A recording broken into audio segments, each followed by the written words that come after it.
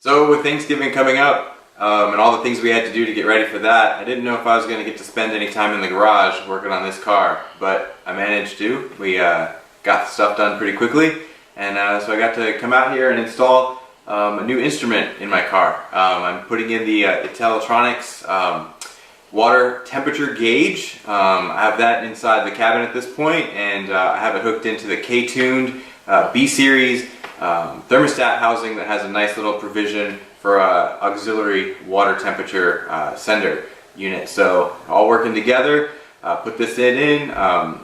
Took me longer to put the to drain the coolant and put the thermostat housing on there than it did to actually wire up that gauge. So let's jump in the car. So to install my gauges, I went ahead and got some pieces from the Canadian market where Canada sells the Civic as an Acura. They have a lot of extra pieces down here, like a little pocket, and that's where the cigarette lighter is, but I've replaced it with the carbon fiber plate. That's where my gauges are going to be. I'm going to get another one later, and then my engine start button will go here.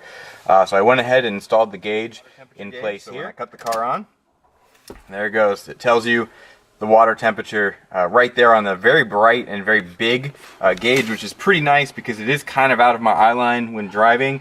So it's actually a pretty nice gauge because the digits are so big. And also I really like the white LEDs because aside from my fancy screwdriver key, I'm probably not going to have a lot of color inside the interior, so I kind of wanted a nice white LED instead of red or yellow or blue, which are also available, but they also had the white, which is a big selling point for me.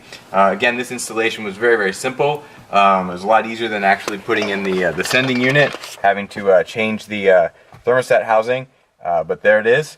And it's going to have a friend there and my start button next to it, and I'll have a whole suite of gauges in my car. Thanks for looking, and y'all have a happy Thanksgiving.